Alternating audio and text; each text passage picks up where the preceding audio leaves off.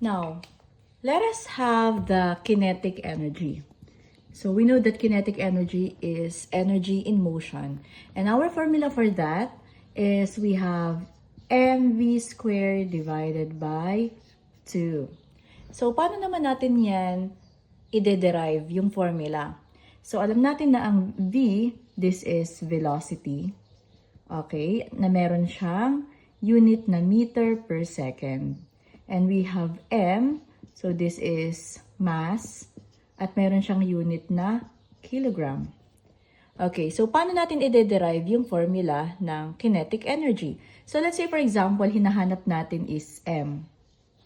Okay, so meron tayong two ways. Pwede tayong gumamit ng triangle method or pwede tayong gumamit ng cross multiplication. Sa triangle method, pwedeng ang gawin natin is ilalagay na agad natin kung saan siya nakapwesto. So like for example, nandito yung KE.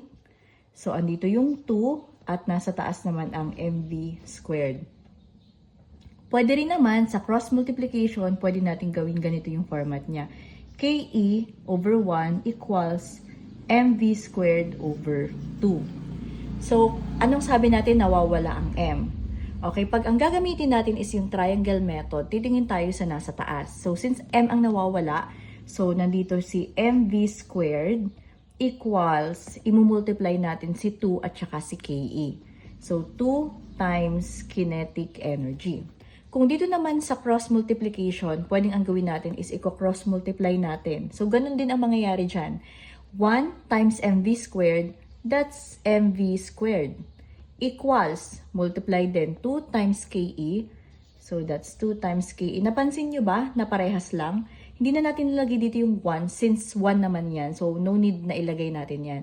So, gumamit tayo ng triangle method or gumamit tayo ng cross multiplication, same pa din ang mangyayari. Okay? So, parehas sila nung naging result.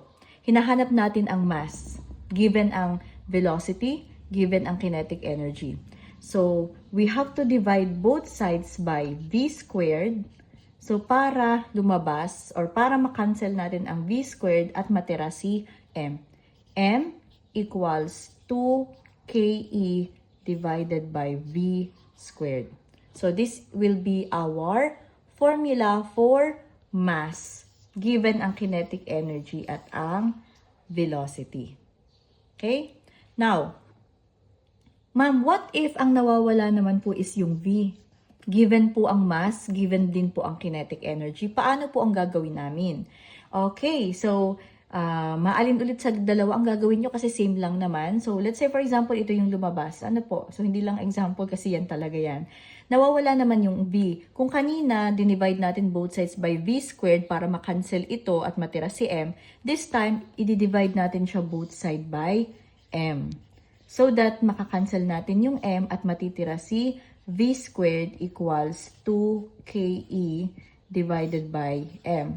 But this time, okay, hindi pa tayo tapos dyan kasi nagkaroon pa ng square dyan. Paano matitira na v na lang yan? Ano po? So, para matira ang v, so kailangan nating ilipat si squared on the other side. At to do that, so we have v equals, so yung 2 dito, yung squared, magiging na siyang square root dito. So, square root of 2ke divided by m. So, this will be the formula to get the, okay, v. Okay? Now, so pag nasa formula na kayo, ang gagawin nyo lang is, imumultiply muna natin si kinetic energy by 2, then we will divide it by the mass, saka natin i-squared yung sagot nito.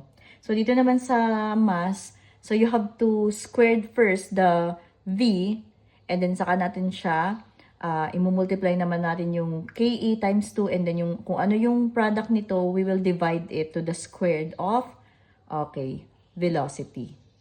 Okay?